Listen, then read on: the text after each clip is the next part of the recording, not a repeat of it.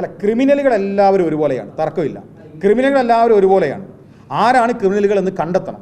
ആ കണ്ടെത്താൻ ഈ മെക്കാനിസം വർക്ക് ചെയ്യുന്നില്ല. ഞാൻ നേരത്തെ പറഞ്ഞല്ലോ, ഒരു പെൺകുട്ടിയായ നിതിൻ ഫാത്തിമ എന്ന ചെയർപേഴ്സൺ അവരുടെ പരാതി SHO കൊടുക്കുമ്പോൾ SHO റെസിപ്റ്റ് പോലും തിരിച്ചു കൊടുക്കുന്നില്ല.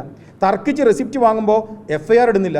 അത് SP കൊടുക്കുമ്പോൾ SP FIR ഇടുന്നില്ല. നമുക്കറിയാലോ, ബോബി ചെമ്മണ്ണൂരിൻ്റെയും ഹണി റോസിൻ്റെയും കേസിൽ എന്താണ് കോടതിയുടെ പ്രതികരണം ഉണ്ടായത്? എന്താ കോടതിയുടെ പ്രതികരണം ഉണ്ടായത്? അങ്ങനെ പോലും റീസെൻ്റ്ലി കോടതിയുടെ വേർഡിക്സ് ഉണ്ടായിട്ട് പോലും ഒരു പെൺകുട്ടി കൊടുത്ത പരാതിക്ക് മുകളിൽ ആ പെൺകുട്ടി നാളെയോ മറ്റന്നാളോ കോടതിയിൽ പോകാൻ വേണ്ടി കാത്തിരിക്കുകയാണ്.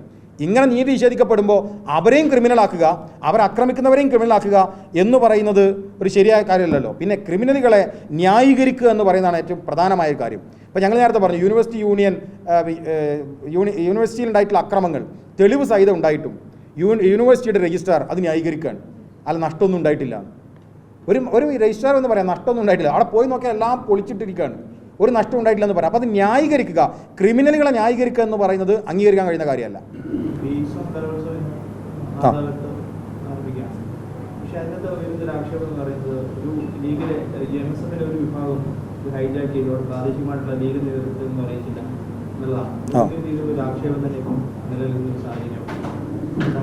അങ്ങനെ പ്രാദേശികമായൊരു പ്രശ്നം ഞങ്ങളുടെ ശ്രദ്ധയിൽ വന്നിട്ടില്ല. അത് ഹൈജാക്ക് ചെയ്ത രണ്ട് കൂട്ടരുണ്ട്. ഒന്ന് MSFൻ്റെ ജില്ലാ കമ്മിറ്റിയും KSUവിൻ്റെ ജില്ലാ കമ്മിറ്റിയാണ്. അവർക്ക് രണ്ട് കൂട്ടരും ഹൈജാക്ക് ചെയ്യാൻ ഔദ്യോഗികമായി അംഗീകാരമുള്ളവരാണ്. അവർ ഹൈജാക്ക് ചെയ്ത് നടത്തുന്നുണ്ട്.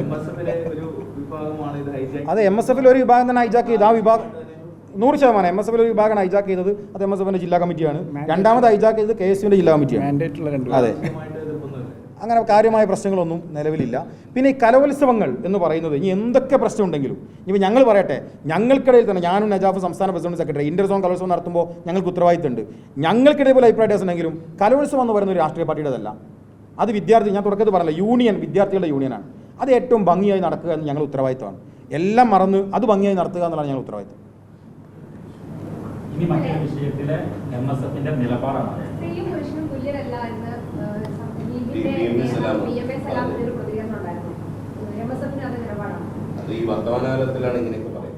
അല്ല, അത് സലാംക്ക എങ്ങനെയാണ് വിശദീകരിച്ചതെന്നും എങ്ങനെ പറഞ്ഞതെന്നും ഞങ്ങൾക്ക് വ്യക്തമായിട്ട് അറിയില്ല. അദ്ദേഹത്തോട് തന്നെ പൂർണ്ണമായി ചോദിക്കണം. MSFനെ സംബന്ധിച്ചിടത്തോളം സ്ത്രീയും പുരുഷനും അത് തുല്യമായ നീതി ലഭിക്കേണ്ട രണ്ട് വിഭാഗങ്ങളാണ് എന്ന് വിശ്വസിക്കുന്ന ആളുകളാണ്. തുല്യ നീതി ലഭിക്കേണ്ട രണ്ട് പേരാണ്.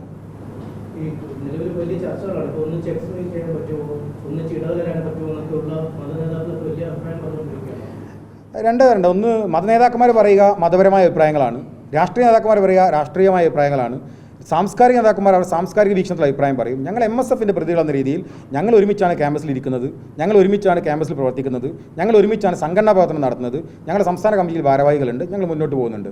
അത് മതപരമായ കോണിൽ ശരിയാണോ തെറ്റാണോ അത് മതപരമായ പണ്ഡിതന്മാർ പറയേണ്ടതാണ്. ഞങ്ങളെ സംബന്ധിച്ച് ഞങ്ങൾ നിലവിൽ പ്രവർത്തിച്ചുകൊണ്ടിരിക്കുന്നത് ഇങ്ങനെയാണ്. പാർട്ടി മുസ്ലിം ലീഗിൻ്റെ സംസ്ഥാന ജനറൽ സെക്രട്ടറി ആലോചിച്ചെടുക്കുന്ന തീരുമാനം പാർട്ടി നിലപാടാണ്. MSF ഞങ്ങൾ അതിൽ അഭിപ്രായം എന്ന് പറയുന്നത് തുല്യ നീതി ലഭിക്കേണ്ടവരാണ് രണ്ടുപേരും എന്നതാണ്. പാർട്ടി നിലപാടുകൾ പാർട്ടി നേതാക്കന്മാർ പറയും.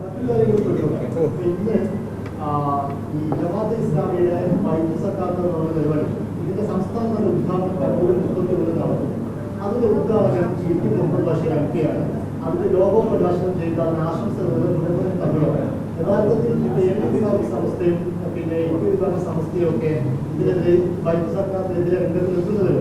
യഥാർത്ഥത്തിൽ അതാണല്ലോ തമ്മിലുള്ള നിലപാടുണ്ടാവേണ്ടത്. പക്ഷെ ഇപ്പോൾ ജമാഅത്തെ ഇസ്ലാമിന്റെ വേദികളിലടക്കം ലീഗ് നേതാക്കൾ നിരന്തരമായി പ്രത്യക്ഷപ്പെടുന്നതാണ് ഇതിന്റെ വിമർശനം.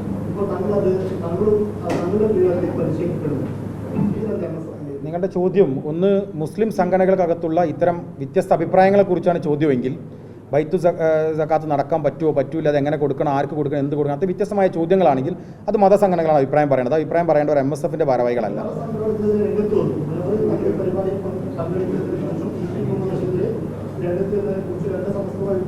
അതാ ഞാൻ പറഞ്ഞത്, അതിൽ അഭിപ്രായം പറയേണ്ട ഒരു കൂട്ടരല്ല MSF, അത് മതസംഘടന നേതാക്കന്മാർ പറയാം. നവാസ് എന്ന് പറയുന്ന വ്യക്തിക്ക് ഏത് മതപരമായ വിശ്വാസം പുലർത്തണമെന്നോ മതപരമായ ഏത് ആക്ടിവിറ്റിയിൽ എന്ത് നിലപാട് ചെയ്യണം എൻ്റെ വ്യക്തിപരമായ അഭിപ്രായമാണ്. അത് വ്യക്തിപരമായി എനിക്ക് തീരുമാനിക്കാം. നാളെ ഈ വിഷയത്തിൽ എനിക്കെന്ത് ചെയ്യണം, ഞാനിതിൽ പങ്കാളിയാകണം വേണ്ട, അതെൻ്റെ വ്യക്തിപരമായ കാര്യമാണ്. രാഷ്ട്രീയമായി MSF എന്ന് പറഞ്ഞ ഓർഗനൈസേഷന് ഒരു റോളില്ലാത്തൊരു കാര്യമാണ്. അതിനെക്കുറിച്ച് ഞങ്ങളൊന്നും പറയേണ്ടതില്ല.